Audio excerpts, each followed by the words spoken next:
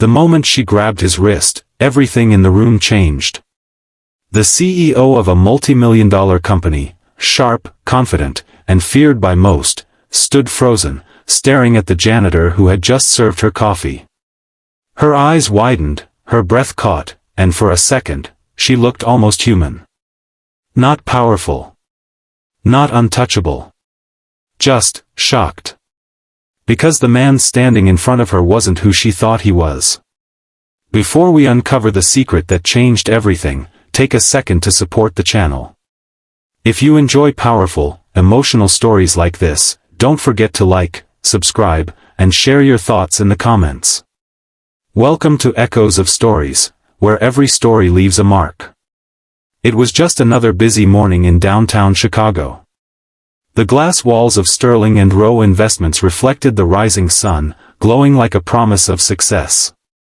Inside, employees rushed through the halls, clutching laptops and coffee cups, trying to keep up with the fast pace of the company. At the center of it all was Claire Whitmore, the CEO. Known for her sharp decisions and zero tolerance for mistakes, Claire had built her reputation on discipline. Some admired her. Many feared her. That morning, she had already fired 2 employees before 9 a.m. Standards matter, she often said. If you can't keep up, you don't belong here. Down on the 3rd floor, quietly moving between desks, was Daniel Reyes.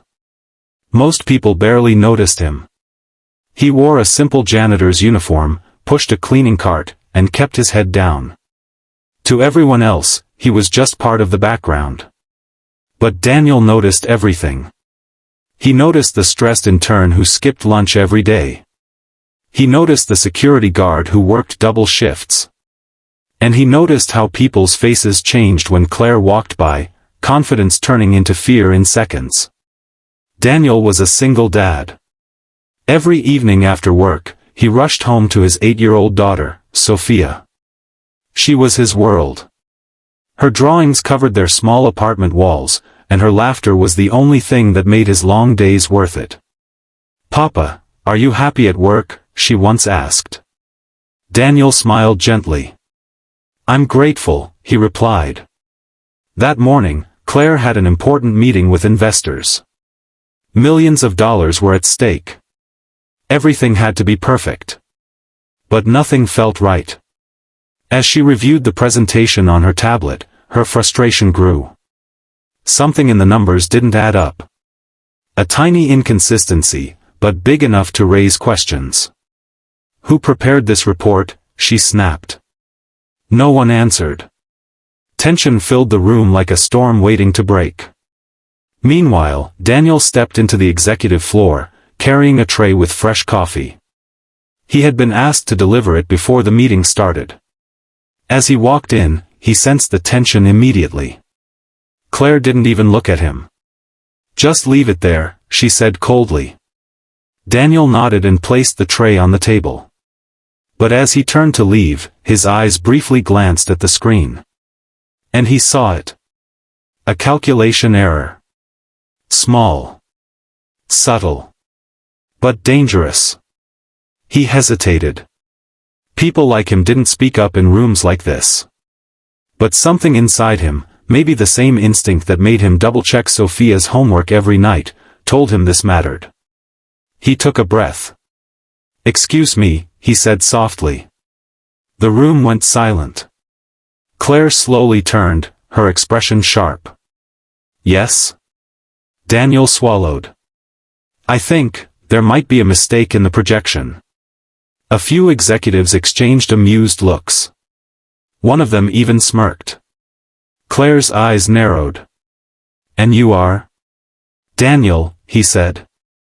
"I work in maintenance." A quiet chuckle spread across the room. Claire stepped closer, her voice icy. "You're telling me, a janitor found an error my finance team didn't?" Daniel didn't back down. "I might be wrong," he said calmly. "But the growth percentage in Q4, it's calculated twice." Claire grabbed his wrist suddenly, stopping him from stepping away.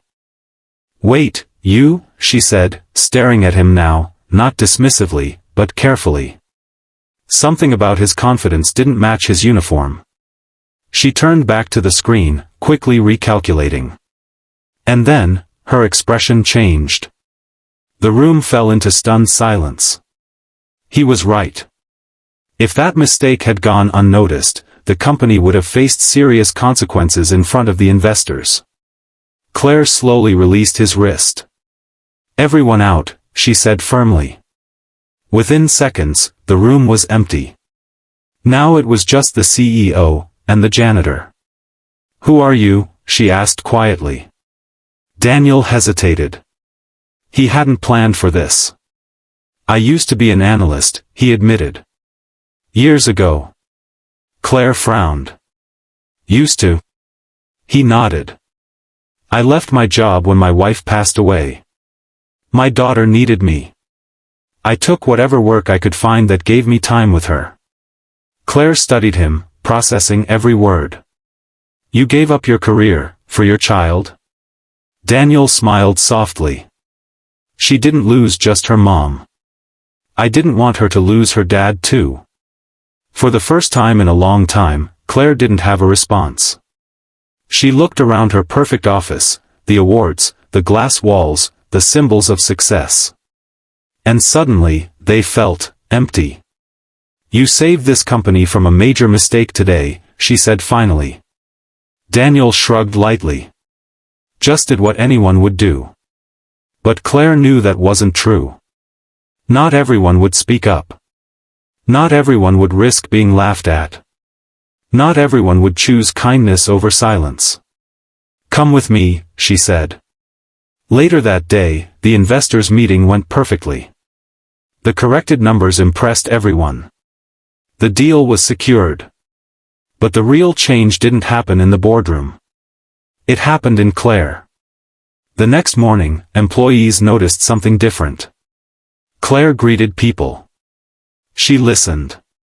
And when Daniel walked in, still in his janitor uniform, she called him into her office. "I have an offer for you," she said. Daniel raised an eyebrow. "A position in our finance department," she continued. "Flexible hours. Enough time for your daughter." Daniel was silent for a moment. "Why?" he asked. Claire smiled faintly. "Because talent deserves to be seen. And kindness deserves to be rewarded." Daniel thought about Sophia. About her drawings. About her question. "Are you happy at work?" He looked up. "I'll accept," he said. Months later, the company culture had changed. It wasn't just about performance anymore. It was about people. And it all started with a simple act. A cup of coffee. A moment of courage. And a choice to be kind. Because sometimes, the people we overlook, are the ones who change everything. So the next time you meet someone, no matter their role or appearance, remember this. Kindness costs nothing. But it can change someone's life. And maybe, even your own.